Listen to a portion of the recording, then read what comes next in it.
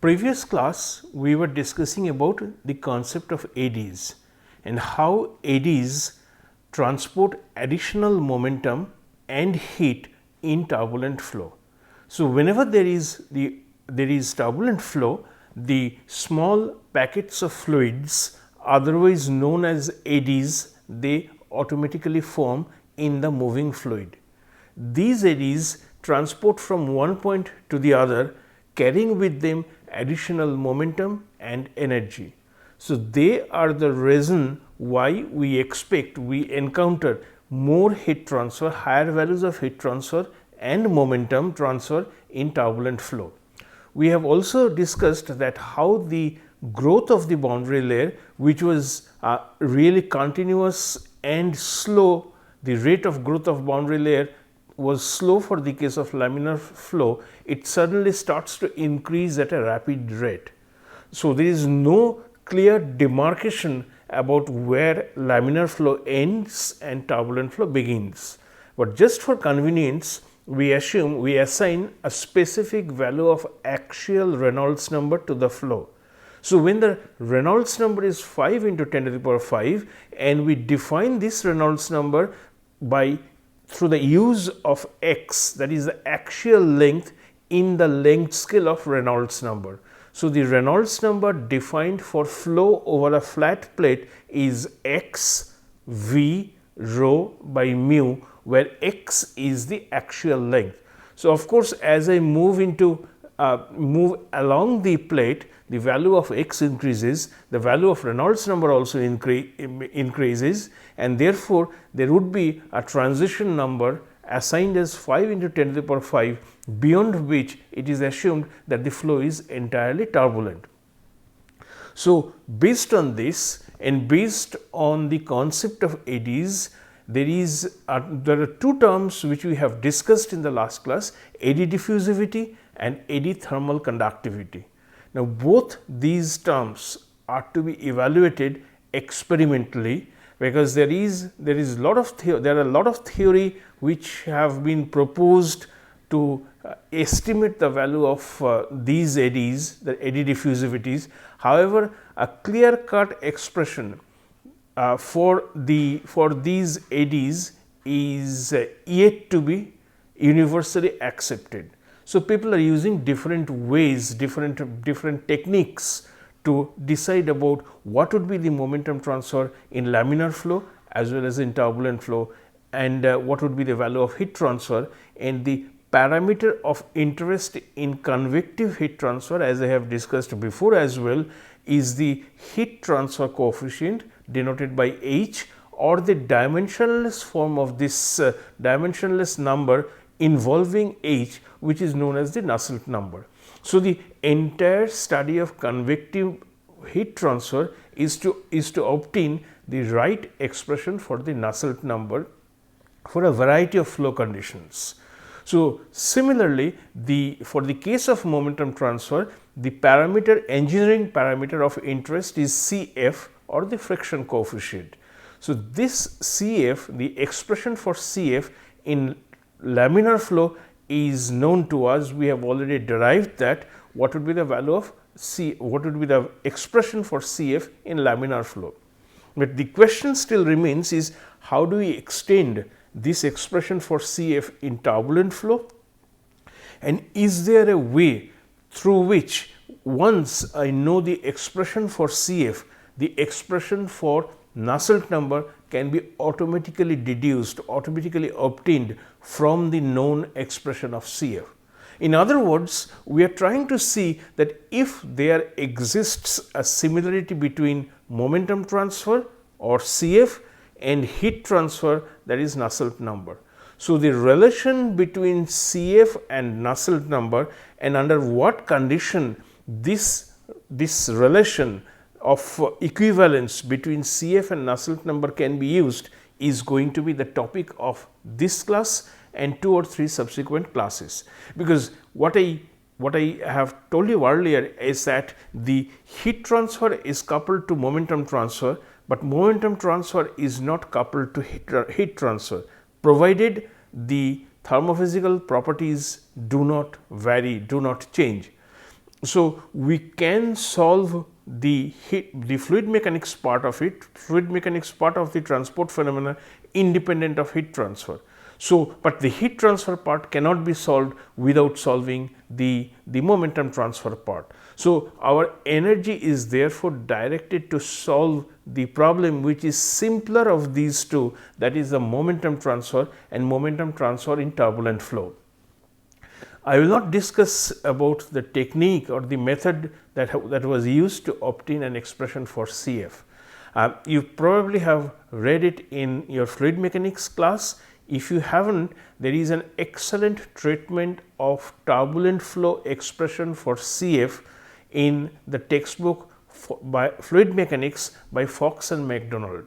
In that textbook, in the textbook of Fox and McDonald, what they have shown is that they have introduced something called, which is called the momentum integral equation.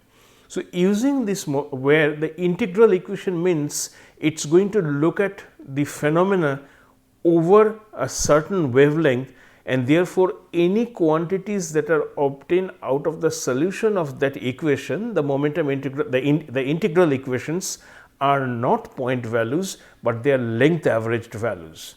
So, momentum integral equation in the Newton's law, or rather the equivalent form of Navier-Stokes in integral form, provides a powerful tool to examine what is happening for flow inside a boundary layer.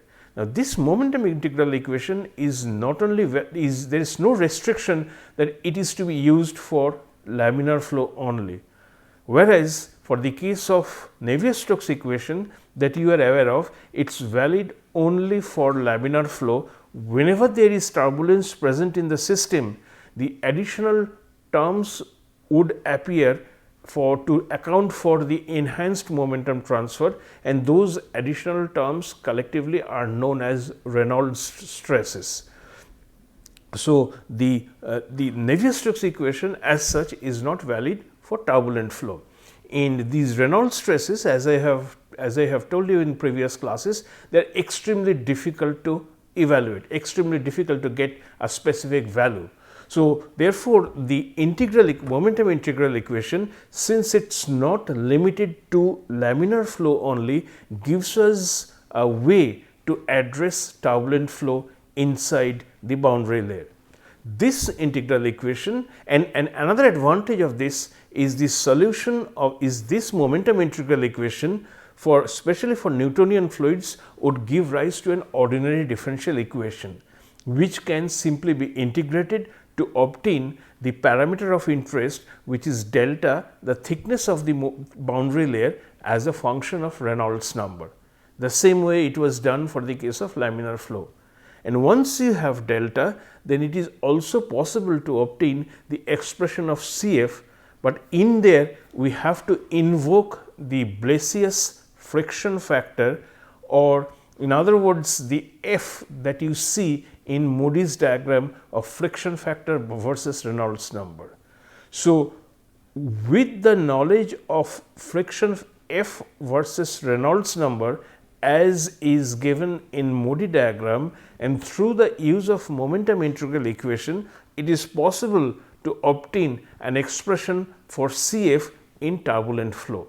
So, I will not derive that expression, since it's something which probably has been covered in fluid mechanics. So, I will leave that part and I will directly provide you with the expression for CF in the case of turbulent flow, or the expression for delta. How does delta change with X or with Reynolds number for the case of turbulent flow? The important thing that I would like to stress, I would like to show you in this class is, once this knowledge of CF and delta they are known to us, how do we get the expression for Nusselt number when we have heat transfer as well inside the thermal boundary layer? So, our analysis starts with the a priori knowledge of the expression of CF that was obtained from the fluid mechanics, momentum integral equation, Moody's diagram, and so on. So, if we come to see over here, from the experiment, this is what is the flow, that's, and you have initially laminar. At xc, the transition point, it changes from laminar to turbulent, and as you can see, the growth of the turbulent layer is much more rapid as compared to the growth of the laminar boundary layer. So, what I have written down the expression for Cfx. So, this is from experiment and also from theory. The friction coefficient as a function of actual location can be expressed as 0.058 into Reynolds to the power minus 1 by 5, and any relation is valid when you have to specify the limits up to which the expression is valid. So, for a Reynolds number which is greater than 5 into 10 to the power 5, that means this xc corresponds to Reynolds equals 5 into 10 to the power 5. So, when the flow starts to become turbulent from this point up to a Reynolds number of 10 to the power 7, this is the expression which provides us with which gives us the value of the friction coefficient. And it can also be shown, it has been shown that delta, the hydrodynamic boundary layer thickness by x, where x is the actual location, is 0.37 Rex to the power minus 1 by 5. So, these two expressions, the derivation of these two expressions, how these two expressions were obtained, you can see if you wish, you can see it in the reference Fluid Mechanics by Fox and MacDonald. There they have shown how these two expressions are obtained through the use of momentum integral equation. So, we will not solve this, we will take these two and proceed to see how our knowledge of momentum transfer in turbulent flow can be expanded to take into account the heat transfer in turbulent flow, or in other words, the expression for Nusselt number when heat transfer is taking place from this plate to the fluid. What would be the expression for Nusselt number in turbulent flow? Because we already know what is the expression for Nusselt number in laminar part. So, that part is that is known to us, which if you recall, it's simply 0.332 Rex to the power half and Prandtl to the power 1/3. So, this Nusselt number is simply going to be 0.33 Reynolds to the power half into Prandtl to the power 1/3. So, we would like to see what would be the value of the expression for the Nusselt number in turbulent flow, because in practice most of the flows are in the turbulent region. So, we would like to see the expression for that.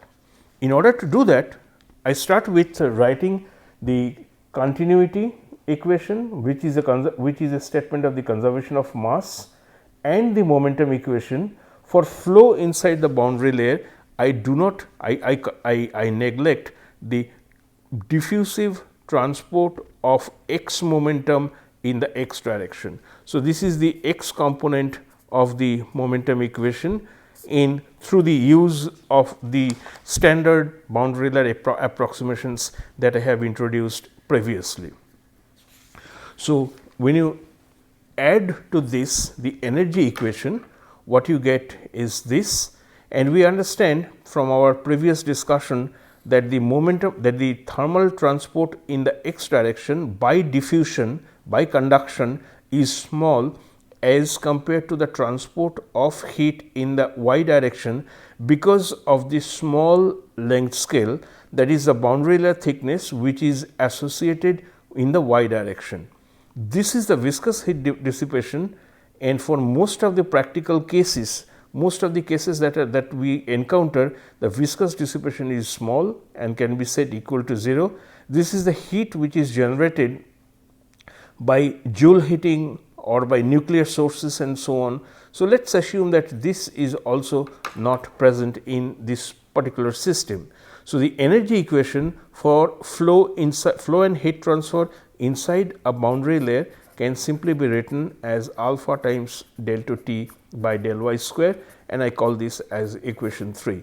So, these three equations, we are going to work with these three equations: the continuity equation, the x component equation, and the energy equation in this one is for the x component of the energy equation. These three equations we would like to use and to see if anything can be said, can be done to use these expressions for CF in order to obtain the Nusselt number expression for turbulent flow. That is the job we have in at our hands. So, we start with the non-dimensionalizing the equations.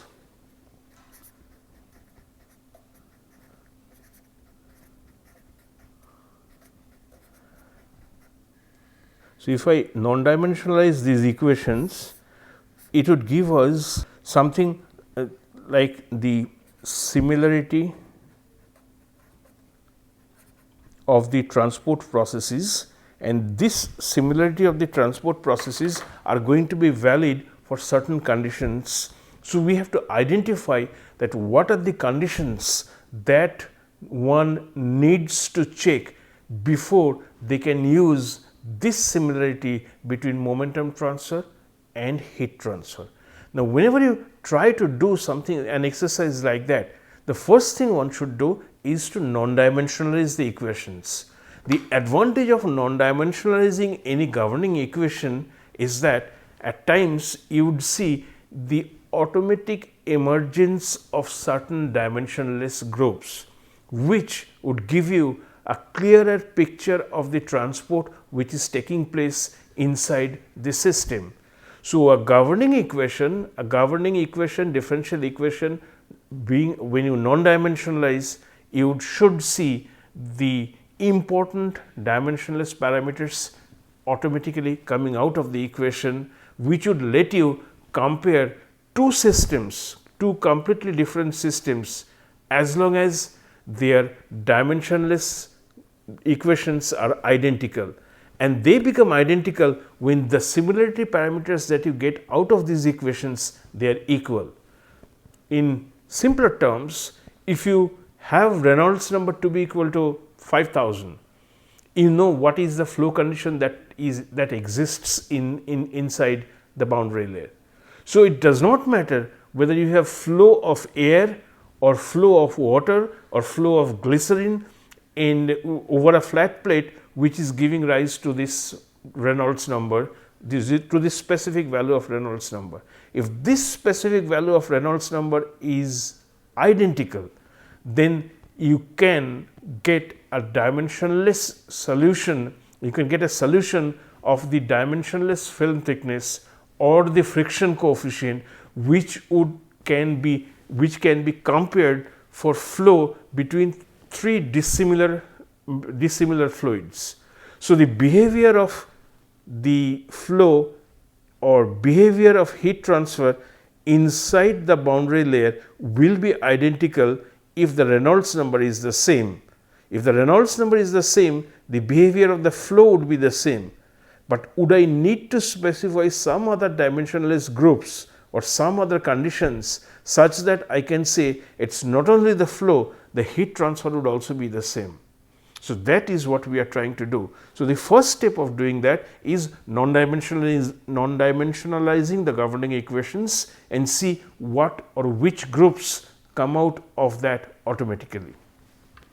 So, the parameters that we use for non-dimensionalization are x star. These are all dimensionless quantities. X star is x by L, where L is the length of the plate over which the flow takes place.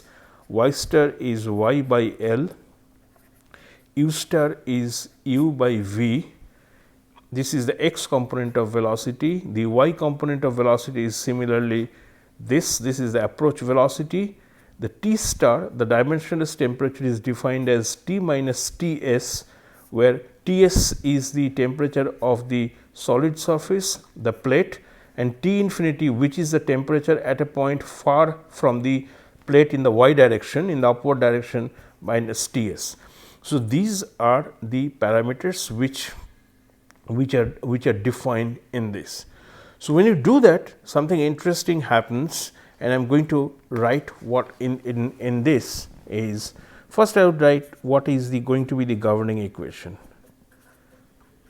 So, the governing equation for the case of flow is going to be u star del u star by del x star plus v star del u star by del y star is equal to minus the pressure gradient, the dimensionless form of it, plus nu by L, nu by VL. This is the kinematic viscosity, this is approach velocity, this is the length scale, del square u star by del y star square.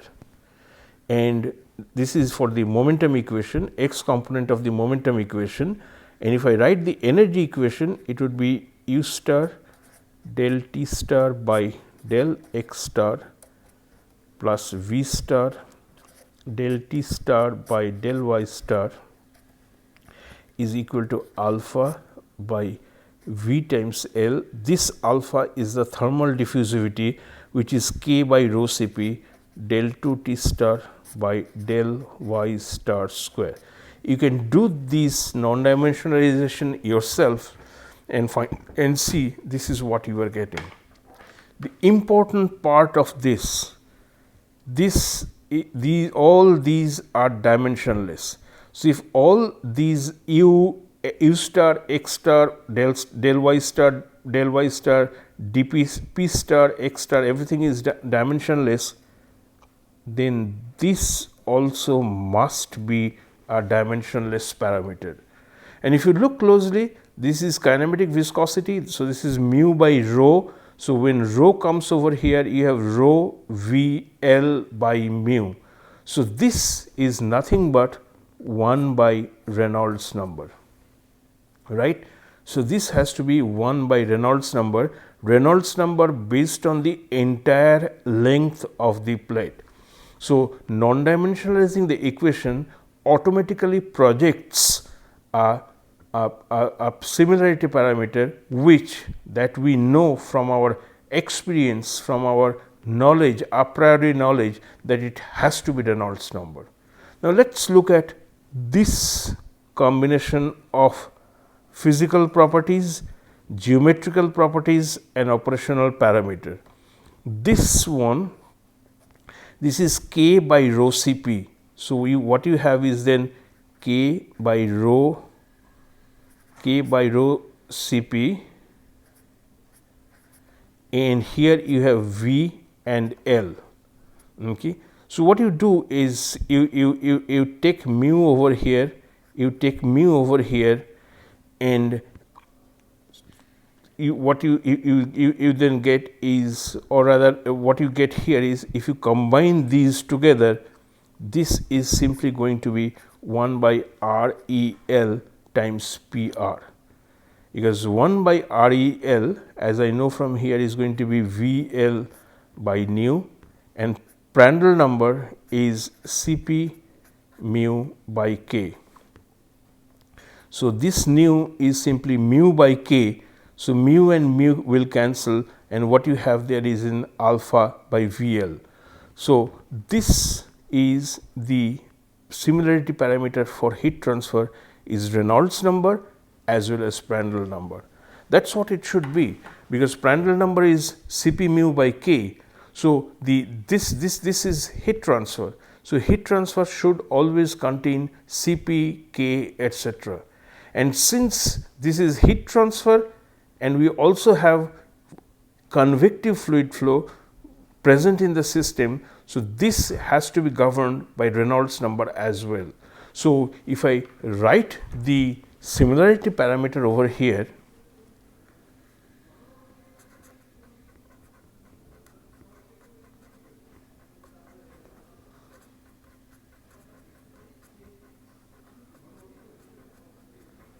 this is simply going to be REL, and this one is going to be Reynolds number based on the entire length and Prandtl number.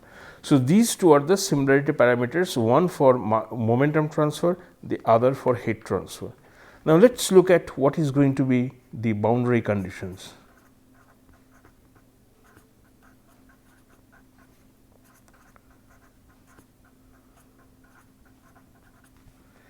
So, the first thing, the first boundary condition that I am going to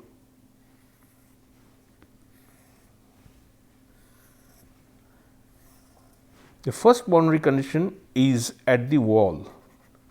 So, what happens at the wall? At the wall we have no slip condition. That means both the x component velocity, which is u star at any value of x star, but since it is at the wall, so y is equal to 0 or y star is equal to 0 would be equal to 0. Similarly, the v component of velocity at any value of x star, but at 0 y should also be equal to 0. So, these two are nothing but the no slip condition that we are aware of. What is going to happen at the free stream?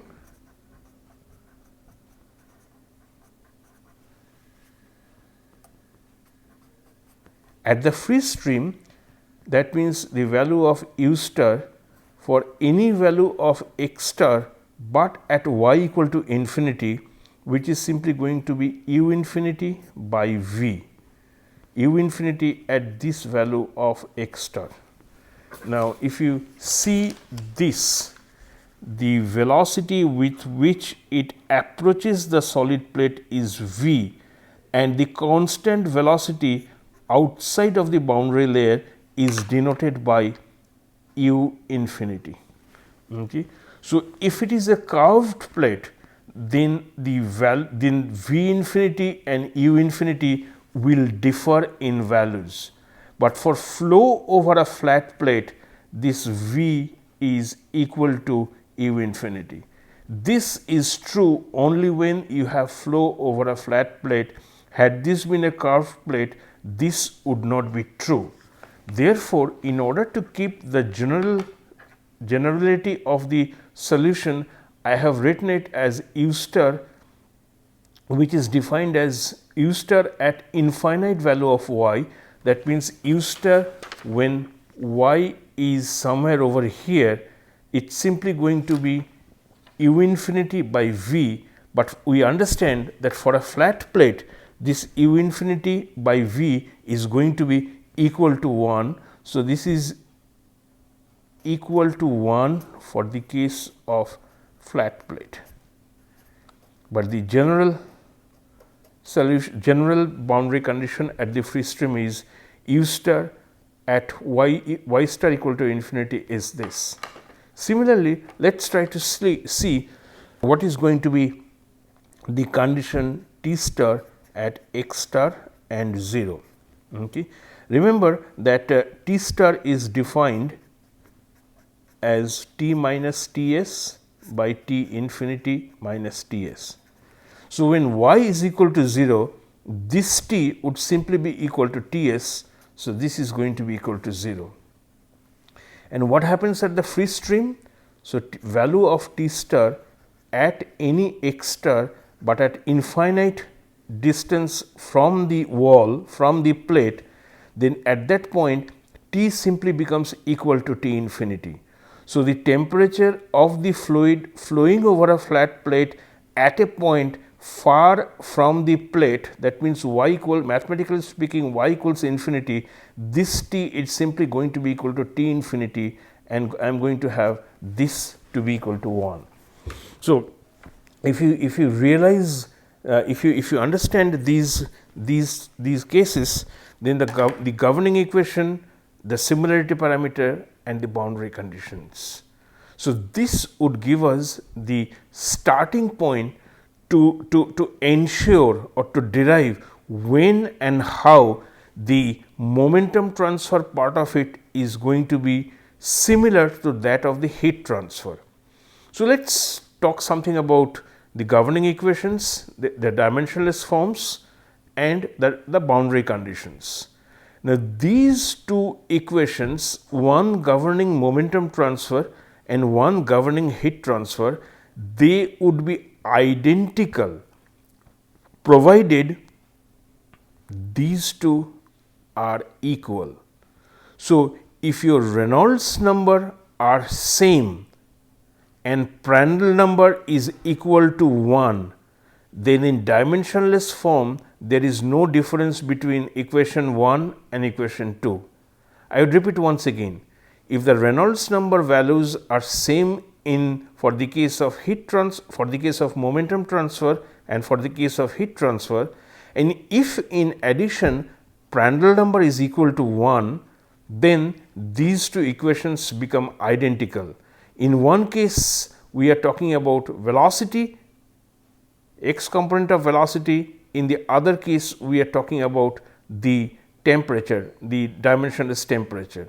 So, the dimensionless form of u and the dimensionless u star and the dimensionless form of t star would be identical provided these similarity parameters, these two similarity parameters are equal and the value of Prandtl number is equal to 1.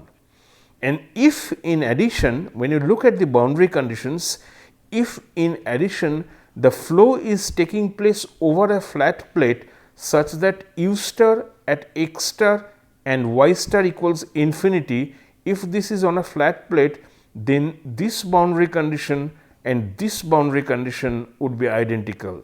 These two are identical anyway. So, for a flat plate the second boundary condition would also be identical. So, therefore, it clearly gives us an idea of what is going to be the similarity, the equivalence between heat transfer and momentum transfer. So, the dimensionless form of the equation simply tells me that if the Reynolds numbers they are kept constant, and if Prandtl number is equal to 1, and if the flow takes place over a flat plate, then the two governing equations are identical, the boundary conditions are also identical. So, when that happens, so when the governing equations and the boundary conditions are the same, the two systems become dynamically similar. And for two dynamically similar systems, the expression of the dependent variable can simply be replaced by the expression of another dimensionless variable. Or in other words, what I am trying to say is that if the dynamic similarity between heat transfer and fluid mechanics is achieved, then any expression of u star can be modified as an expression of t star by simply replacing the relevant quantities with the relevant dimensionless quantities that is there for the second flow, second transport case. So, two dynamically similar systems, I know what is u star going to be. If I know that, then any derivative of u star, any derivative expression utilizing the expression of u star can also be substituted to obtain what would be the expression for t star and let us say del t star del y star, the temperature gradient. So, if I know the velocity expression and if I know the velocity gradient expression, then through dynamic similarity I should be able to obtain what is the temperature expression and what is the temperature gradient expression. And this approach, when the two systems are made dynamically similar through the choice of equal Reynolds number and through the peculiar, at this point, choice of Prandtl number equal to 1, because Prandtl number may not be equal to 1 for many of the fluids, but if it is equal to 1, then complete equivalence between momentum transfer and heat transfer will exist. And the analogy between these two for a special condition of equality of Reynolds number and unit value of Prandtl number, this special analogy is known as Reynolds analogy. So, in the next class we would use this Reynolds analogy to see if I can switch from a known expression of Cf to an expression for Nusselt number, and that would underscore the importance of this analogy, the Reynolds analogy, and somewhat extended or modified form of Reynolds analogy, which would be valid not only for Prandtl number equal to 1, which is unrealistic to expect for many of the fluids, but for over a wide range of Prandtl numbers. So, our next class, the topic would be the Reynolds analogy and the modified Reynolds analogy.